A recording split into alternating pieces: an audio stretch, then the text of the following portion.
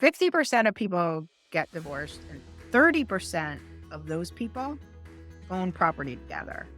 So it gets really complicated with property and 401ks. So I am here with Christie May of CK Lifestyle Lending. She is the real estate collaboration specialist in divorce. And what that means is she is able to help people when they're getting divorced figure out the lending side of it. And why did you get that certification? It sounds like it's a very complicated time in people's lives.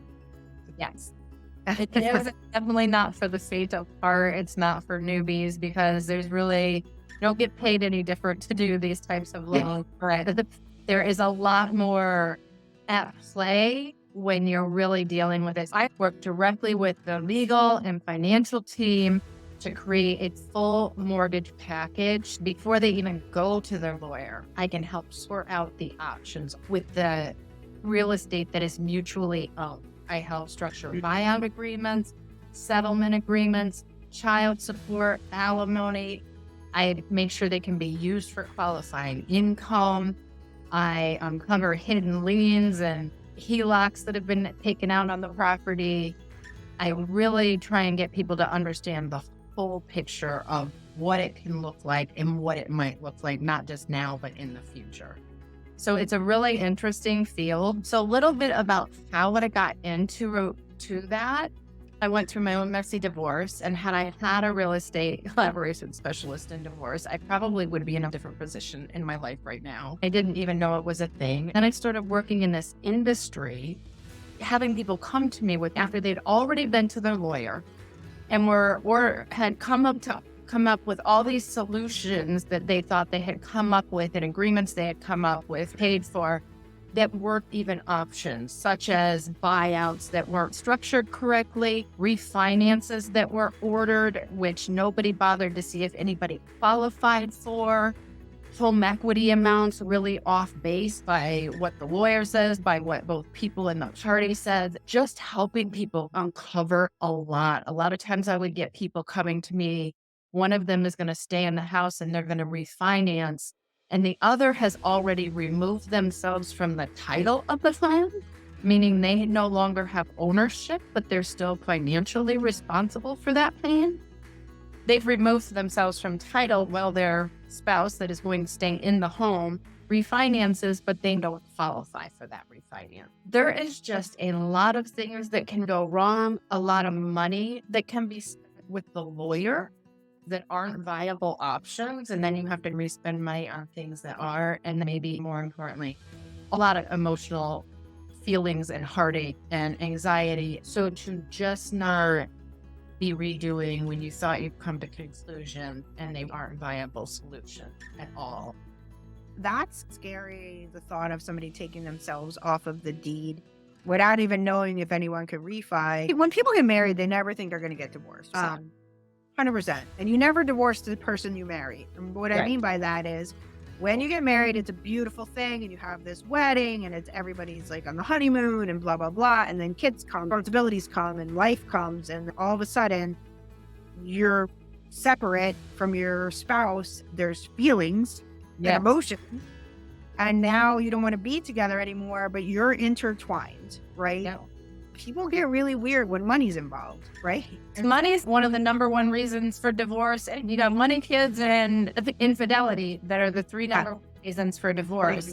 And then in a divorce, you're talking about a lot of money. Who owes what for what's been done? Because if there's been money issues, there's a lot. I've seen a mortgage payoff statement is ordered. A mortgage statement is ordered, but that does not include HELOCs that have been taken out on the home. That's not in a mortgage payoff statement. That's a HELOC payoff statement. So just so people know, that's a home equity line of credit that you probably use to pay off some debt, or maybe use it to do some improvements on the home. It stays with the house. So once you divorce, even if your husband took out a loan against the house that you weren't really aware of and he's been paying on, you guys get divorced, and even though that loan is in his name, it's attached to that house. So it is now what you owe. I dealt with a loan, and there was a $70,000 HELOC on that house, $70,000, and the division of property is final. There is no, unlike child support and alimony in a loan, when there's a change of circumstance, somebody's making more or less money, you're moving, remarrying, those decisions can be revisited. The division of property is permanent. You can agree to do things differently, but it's going to cost you, and it's got to be legally redone. If that divorce paper is signed and that HELOC is attached to that house, that's yours. I uncover stuff like that all the time because let's be nice, and we all want to pretend like it's a nice world and we live in amicable divorces, and we've all just been like, oh, we just don't like each other anymore. That's not really how it. And even in just your basic lien searches that go on in your basic divorce, it's not the same type of title and lien search that goes on through a true title company. A lot of times in divorce, the woman stays in the house. Then you separate all this other stuff, and then there's this $70,000 HELOC, or she can't afford to refinance the house, and we've already given up on the 401ks. We've already split those, and there's housing costs. Before you make those decisions about who's going to get the house and who's going to stay in the house, you have to remove yourself from that emotional thing, because houses are very emotional. Your kids grow up there. So when things are maybe not as rosy and you're thinking about divorce, before you visit your friendly divorce attorney, you might want to visit someone like you to find out the bigger picture of what is actually going on and how can we move through this where I don't end up in a worse place than where I started. Absolutely. And I actually get a lot of client referrals from where I love to start working with clients with the therapy end of things, because I get a lot of referrals, and the housing is the biggest stress. Not only what are they going to do with that house, how are people going to live if one rents? What does it look? The housing is the biggest, as much as there's all the other issues in the marriage, the splitting up of a marriage is really how people are going to live, where the kid's going to be. People are white knuckling that house. They feel it's the one thing that they haven't completely destroyed in the marriage, right? They're trying to create some stability for their family. They want to refinance, and they're not thinking about the fact that, okay, I want to refinance now, but in 2 years, life probably will have changed. Kids age and move on with their life as well. And then you've got, let's say, pretty traditional, the female stayed in the home. Now she's also just been in that house for 2 years, and now she's saddled with all the cost of selling that house, all the cost of relocating her family. So there's a lot that you're just trying to get people to think about, not necessarily make decisions, but really slow down and think. They're in fight or flight mode, so all they can see is what's right in front of their face. Yeah. Trying to just spread that out a little further down the road from them. The husband gets the 401k, which is the growing asset, and just sitting there growing on its own with no maintenance required. We've got a house that needs lawn mowed, light bulb changed, all paint done, and then we've got to sell it, all which have costs associated with it. Houses, of course, appreciate in value, but maybe not at the same kind of compounding interest rate as stocks and bonds and all of those kinds of things will. That's just a number one to really see, and that's something I help with, is that protection of credit during that time. Is someone making sure someone is paying the bill, because that's protecting homeownership eligibility now if they want to refinance, and in the future if they want to buy, right? So helping with that credit.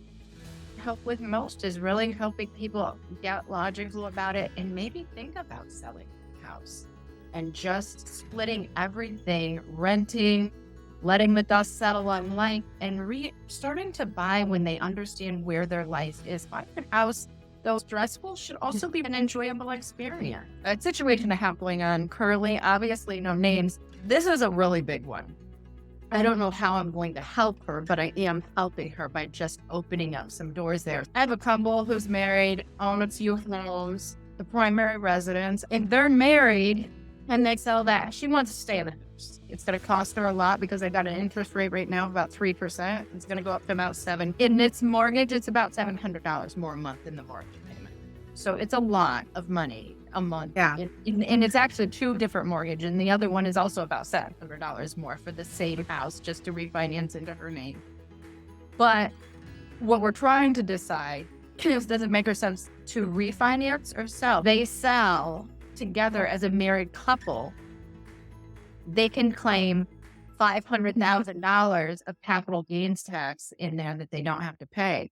She goes to sell in 2 years as a single person, it's $250,000 worth of capital gains tax. So now when I'm working with her financial advisor, it's not that she can't stay in that house, but how do we structure that settlement agreement so she's getting some lump sum to make up with the, let's say we sell in 5 years. The way I'm helping right now is putting together those 2 loan estimates of that refinance in her name and what it might look like in a capital gains situation. And that's really going to help her with the full package that she's going to bring. Now, a lawyer can't work that out, right? A lawyer's a lawyer. They're not a financial planner and they're not a mortgage advisor.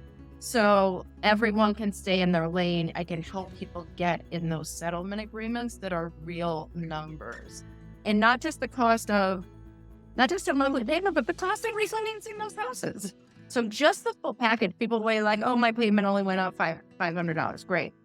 But it costs you $7,000 to do this loan.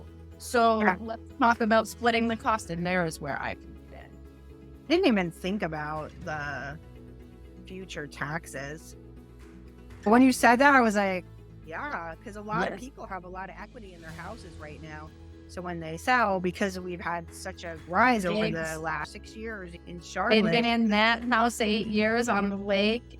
That house is good. She's going to be saddled with a lot. And he just gave her the house. And just giving some of the house, it's not the full picture. You really are doing some life planning there and people are in a different phase of their life and need to think about decisions that are making that are short and they're in a heightened stress situation and stuff like that. So I find that super gratifying. Mortgage industry said, no, people don't think of it as so soul-filling, and it really is. I think all the industries are super soul-filling when you really are helping people out, whether it's divorce or buying a house or buying an investment property. What should we do? We're not at the lawyer stage, but this might be happening. So they can reach out to you and have a consultation. So how does that work? Absolutely. So CK Lifestyle Lending is just really lending for where people are in their life. It's a situation where I want to talk to somebody, have a good consultation, talk to them about what they are thinking, if it makes sense to apply. So then when they do apply, I have some idea of what I'm working with to start, or at least what their hopes are, so that when I'm starting to put that puzzle together, I can at least start from there to try and hit their goals first and options to them. And they want to do that before they've made a decision with a lawyer to say, you get the house, you get the 401k. Can you refinance that house? There's lots of things that you need to know before you make the decision of the splitting of assets. I highly recommend you come to me before you sign anything on that dotted line.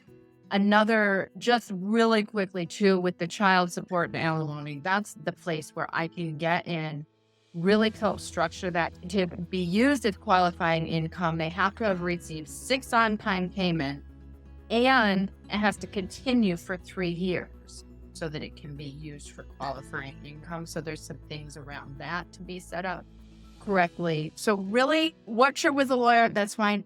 You do not want to not only sign on any dotted line before contacting somebody like me to make sure all of what you're talking about can really happen.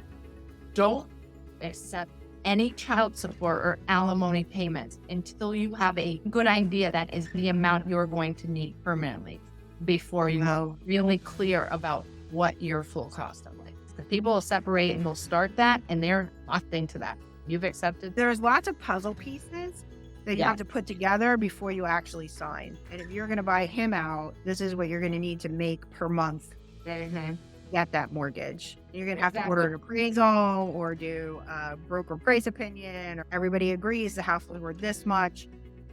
We have to refinance, which means we're not going to have that 2% interest rate that we got 3 years ago. We're going to have 6.5% or 7% or whatever ends up being.